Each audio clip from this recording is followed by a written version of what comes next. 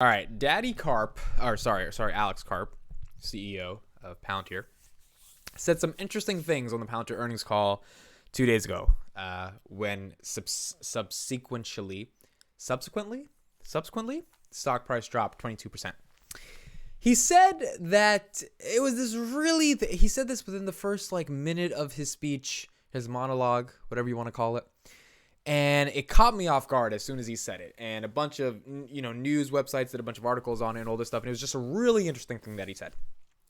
He said the media is not portraying the threat of nuclear war as big as it is. So he's like, the stuff that's going on in Eastern Europe with Russia, he's like, the threat of nuclear war is higher than it's ever been in anybody's lifetime. And the media is kind of brushing it off as if it's no big deal. Now, when I heard this, I'm going to be very honest, and this is coming from someone who has 2,176 shares of Palantir at a $19.66 average.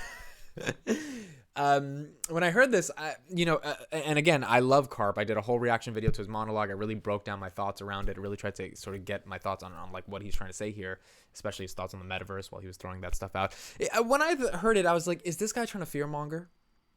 What is this guy trying to say? Because at the end of the day, Palantir is also a defense contractor. They need to get the world to believe that things are scary and things are unsafe in order for them to make more money, right? To sell more software because their software thrives in that type of a scenario. Now, I don't think they have a perverse incentive here, because I think the larger argument, as I'm getting to really understand their point, is that the world is chaotic. It's not that we want the world to be chaotic to make money. It's that the world is chaotic. COVID happened randomly. Palantir stepped up to the challenge. Russia-Ukraine happened randomly, or not randomly, but there's been, decades of political instability leading up to this, and Palantir has been stepping up to the challenge. So it's not a question of we want bad things to happen. No one wants a war to happen. No one wants, humanitarian crises or disease spread to happen.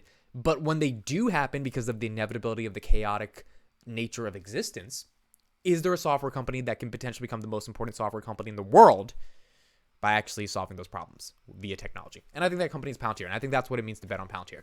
So when he said this nuclear war thing, it was so it was in line with Palantir and Alex Karp's brand and his personality. But when he said it, I was just like, is he trying to fearmonger? Is he really trying to get us to believe in this thing that's really bad? Because in my head, I'm like, nuclear war, that's not going to happen, right? To me, I'm just like, that's just not possible. Or is he serious? Is he actually have a point? Does he actually have some intel that the rest of us don't have? And obviously he can't share it, but nonetheless, it still influences the way he speaks about these ideas. Well, maybe he wasn't wrong. Yes, we're on a new article. Now, there's been a lot of articles like this over the history of articles on the internet, but this one was an interesting article. This one was sent to me by Chris Patel, one of my good friends. We both host the Palantir Weekly podcast. This Saturday, we'll have ticker symbol U on it, and we're going to discuss Palantir earnings. And look at the headline of this title. Putin could use nuclear weapon if he felt the war was being lost in Ukraine, the U.S. intelligence chief. This is not some opinionated editorial article. This is actual reporting based upon intelligence that has come out. Avril Haines says Russian leader could see the prospect of Ukraine defeat as existential threat, potentially triggering escalation. Now, the likelihood of this happening, I have no clue, but the fact that it could happen, I think, is what Karp was referring to. And it puts the company Palantir into a little bit more of a different perspective. So let's start reading some of this article.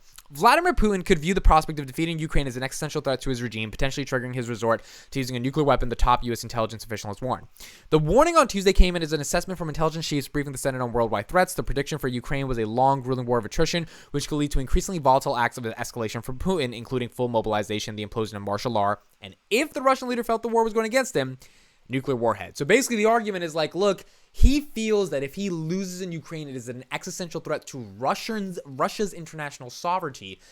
Whether that's true or not, it doesn't really matter. It's a question of the perception. If they lost in Ukraine, I don't think anyone's messing with Russia. I think they would be like, all right, go home. We're really annoyed you did that over the past couple months, but we're not going to mess with you because we know you have nukes. But if he feels like Russia's sovereignty is under attack, maybe that changes. The grim forecast came on a day of continued fighting in the east and south of Ukraine and Russian missile attacks on the port of Odsy, with the UN conceding that the civilian death toll from the war will probably be far higher than the estimate of 3,381, which is just horrible at the end of the day. To see that happen for no reason is just horrible. The Director of National Intelligence, Avril Haines, told the Senate Armed Services Committee that Putin would continue to brandish Russia's nuclear arsenal in an attempt to deter the U.S. and its allies from further support of Ukraine. And he's kind of been saying this already. He doesn't want Ukraine to join NATO. If you don't know what NATO is, it's the North Atlantic Treaty Organization, basically an international committee for the world's most democratic countries to be a part of it. That's like the nice way of describing NATO. And Ukraine has wanted to become part of it. Other countries want to be a part of it, but Russia doesn't want NATO to become powerful because that means the West and America becomes more powerful. So Russia always tries to say, hey, if you try to flex, we're gonna flex harder because we have nukes. The Russian leader would not use a nuclear weapon until he saw an existential threat to Russia or his regime, Haynes argued, but she added that he could view the prospect of defeating Ukraine as constituting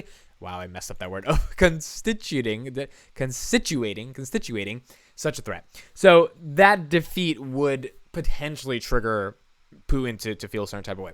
We do think that could be in the case of the event that he perceives that he's losing the war in Ukraine, and then NATO is in effect in either intervening or about to intervene in that context, which would obviously contribute to a perception that he's about to lose the war in Ukraine, Haynes told the committee hearing.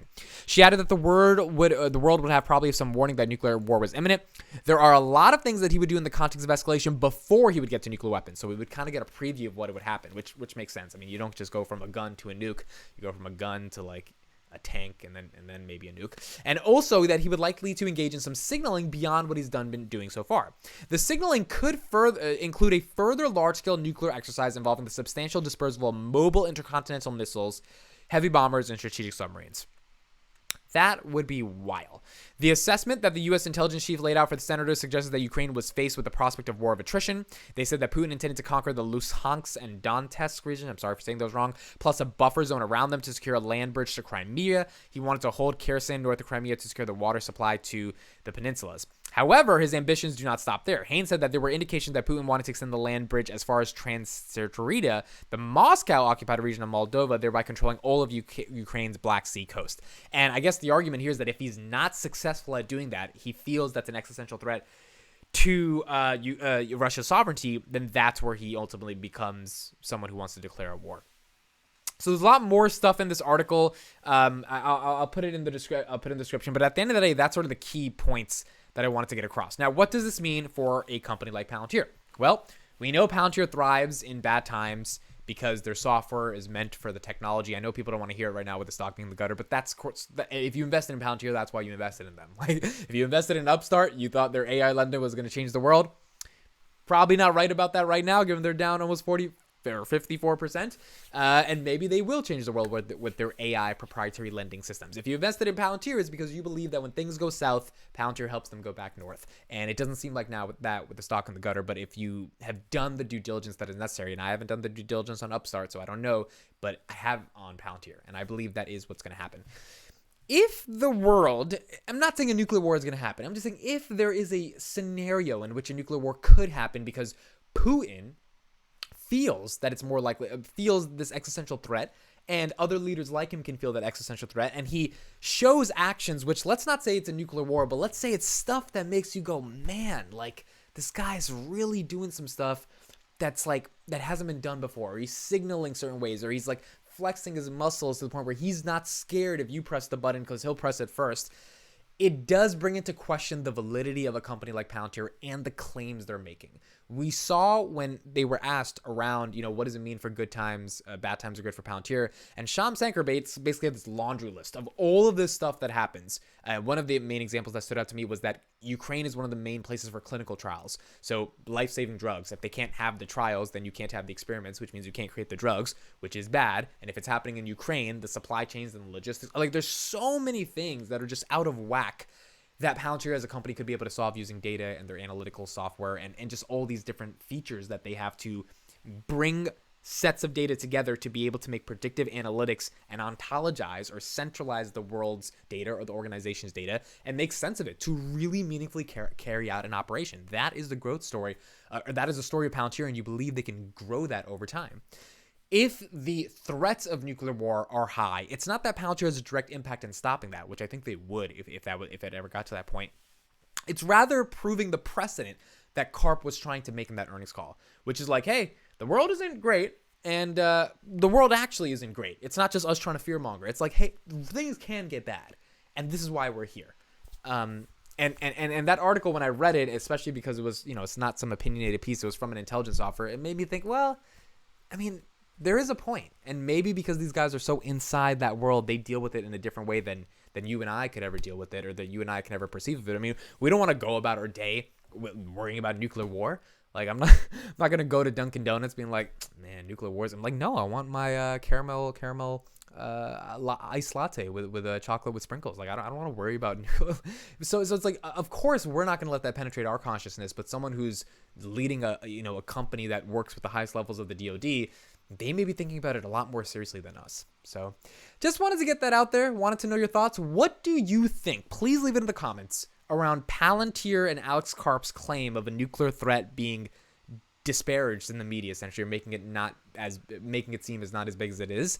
And do you think there is a world in which, if that could happen, Palantir could help mitigate it? Or if that seems like it could happen, Palantir would be the company to be able to help resolve and deal with all the other consequential elements of something if escalations were to rise? So let me know your guys' thoughts. Really interested in knowing what you guys think. And let me also know what you guys think about the ability for Palantir to actually thrive in bad times, because I think that's the thing that we're trying to figure out. It's like, is that true? And I think after reading that article and putting the pieces together, and obviously the growth has to be there in Q2 and Q3, Q4 of this year, we will know eventually if that actually is true. Thank you guys so much for watching. I'll see you in the next one.